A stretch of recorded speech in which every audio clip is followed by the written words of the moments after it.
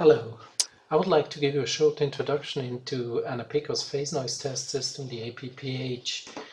On this Windows 8 computer I've pre-installed the Java application and I click here to start the software, and a dialog window now detects the units that are available in the network, and there are two currently, and if you have a USB device it will also appear here. So let me connect to this APPH20G here, and now the software is available for the user.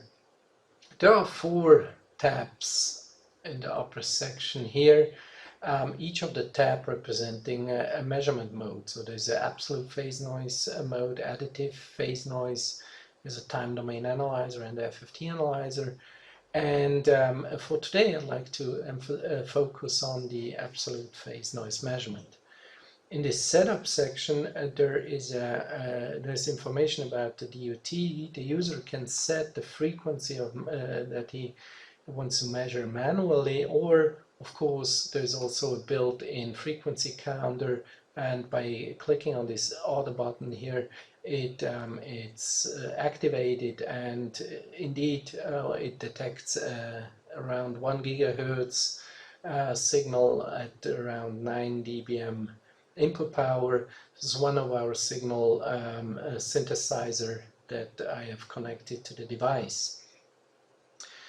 What else? I can set the offset range from 0.1 Hertz to up to 50 megahertz. So currently its slider is set to 10 Hertz here, and I can set the number of correlations. So let's set it to 1, for example, here.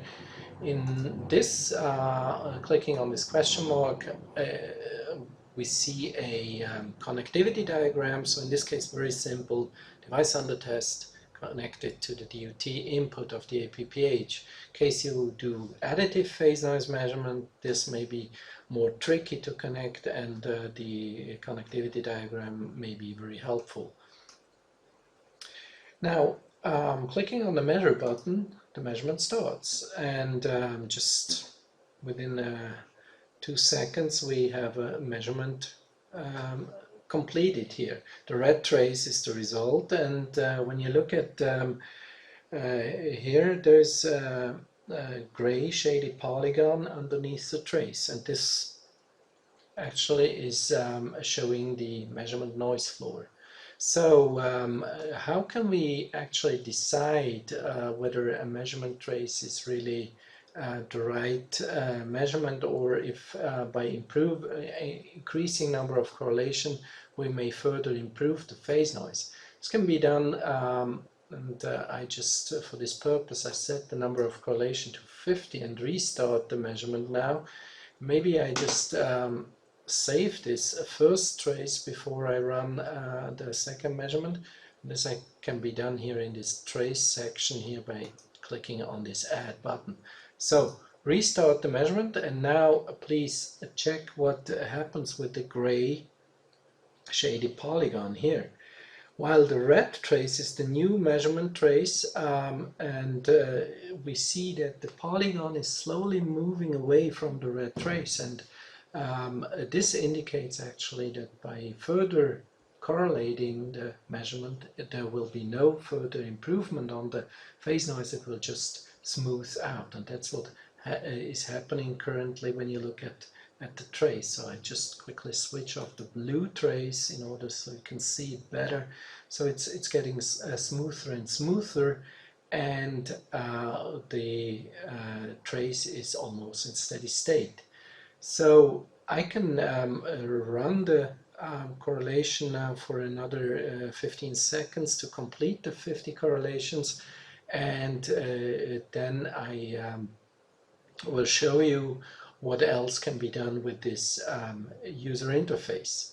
So the measurement is now almost completed here, and of course if I like to see what phase noise at a certain offset I achieve, I can use markers. There's a marker window here.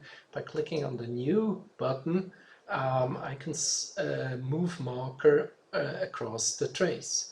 So let's place the first marker here at 1 kilohertz offset. So here we have the value, and I can use further markers here just by clicking additional several times on the new button here. So let's place another one here, and that's about it. I can also again import this trace here into this section. So let's do this. And now we have two traces, so I can click this, enable this, and you see basically it's just more fuzzy, just with one correlation. So let's focus on this green trace here, and what I can do here is, of course, I can rename this trace at just the default name here. So I can change the name here. Of course, I can change a color of this trace. With this, just clicking on this colored box here. There are information about frequency, the number of correlation performed, and there's a timestamp on this trace. You may have noticed that there are some spurious here, and they have been detected by the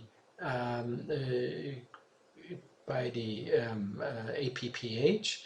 And if I now click on this edit button here, I may also remove all the spurious. So let's, by disabling here, you see I'm just removed the spurious. I also can show the spurious again and use a threshold using a slider, and slowly just show spurious that are above a certain threshold.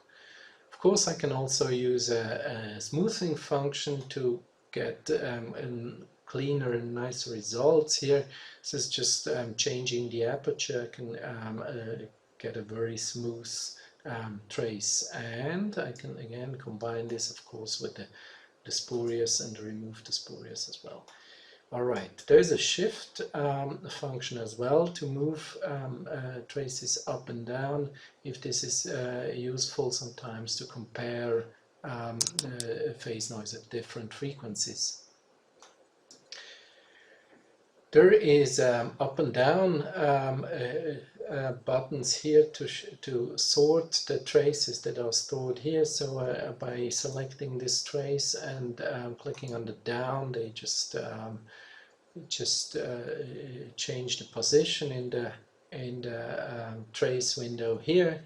I can of course delete traces here in selecting it and clicking on the delete button.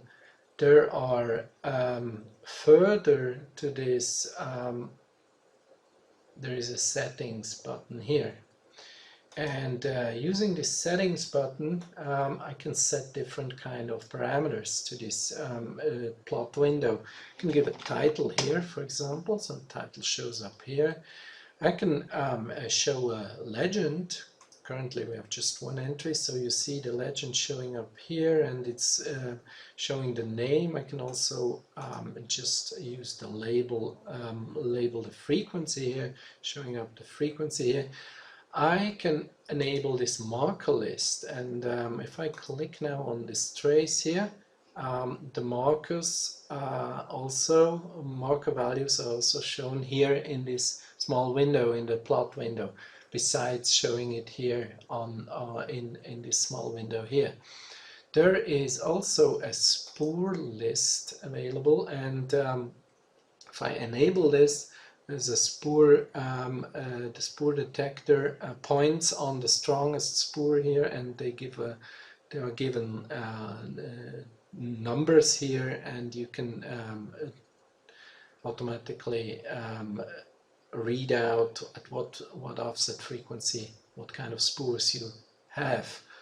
Then there is also a window that provides information like RMS jitter over a certain bandwidth, residual PM, residual FM or integral phase noise, and you can set here the offset over which you want to integrate these numbers. Of course, I can change the background and grid color of the trace. I can scale my axis here in this section of this plot setting windows, and I can change the spur units here. So this is about what can be post-processed with the graphical user interface. If I want to focus on the measurement trace only, I have here a small button that allows me to zoom out the window completely here. And of course, zooming is also possible. I just need to drag the mouse along my zoom section, and clicking on it will just select the zoom window here, and releasing the mouse button will zoom, so I can further zoom in here if I like, and zoom back by dragging the mouse clicked to the upper left corner. So of course I would like to export this data as well, and this is possible by just right clicking on this window. I can copy it, I can save it as a PNG file here or print it directly, and there are different options available as well. Now let's have a look at these tabs here. So far we have just looked at this measurement tab, and now let's have a closer look at this time domain tab here. And what happens here is actually that the frequency counter and the detection mechanism is constantly tracking the frequency. So what you see here is basically different steps, calibration steps, detecting the beat signal, and also showing the noise trace, so time domain representation of the phase noise. This is mainly here for monitoring purposes. There is of course a data table where I can read out my phase noise data in ASCII format, and of course I can export this data as well. There's a statistic tab here, and this shows again the jitter data here. I can also export Allen variance, Allen deviation plot in here.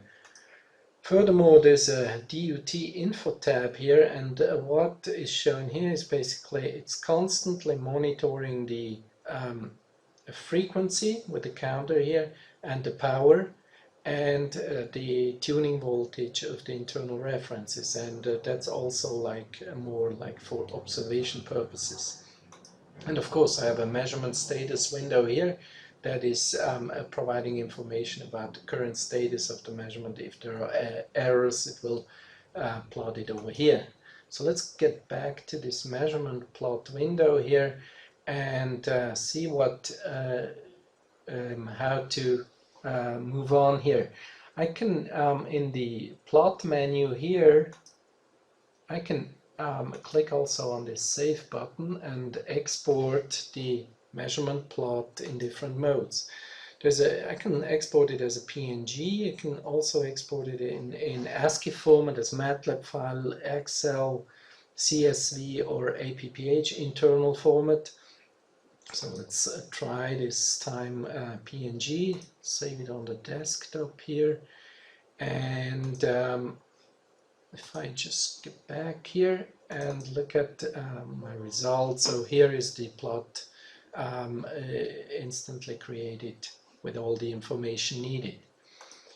Now let's get back to the GUI. I can also export this data using this Save Report button here, and this will create a PDF containing all the measurement data for this trace. So let's save it here, and I can just click. Here is a PDF created, and here is the data showing measurement plot, Allen variance, spurious markers, and ASCII data for the phase noise. In the plot window here, I have also access to the print functions. But I can also generate spec lines. So by clicking here, it opens the window here, and now I can draw a spec line. So let's assume I have some specifications here at 10 kilohertz. Just click it through here, and it will generate a nice spur spec line trace here. I can apply it here, and it shows here as a red polygon. It can be deleted and edited by these menu entries. In this device menu here, I can configure, of course, the network configuration of my APPH. I can upload calibration data, I can update firmware, and there is also an info button here showing information about the device that is with the current firmware, MAC address, serial number, and option installed. In the help section here, beside of an extended measurement mode, which I will address in a later presentation, there's an activate logging entry point. If I activate this, it will store diagnostic data of the measurement, and in case you experience some problems with the measurement, you can activate this and it will generate a debug file, which you then can send to our support hotline to get immediate support. There's also an auto update of the GUI. This checks if you have internet connection directly, if there is a newer version of the GUI available, and it will automatically install in case there is one. So that's about it for a basic phase noise measurement. Now I just show you, if I click here on this continuous button, and what happens now, it just constantly measures. So you can also change number of correlation, maybe to 1 here. And if I click on this Save Trace button, what happens is it will, after completing each measurement, it will save this trace. So this will happen very quickly in this case. So I rather stop it here. You can save up to about 50 traces in this window. Eventually you need to clean up. Okay, so that was it. Thank you for your attention, and I look forward to see you in the next presentation.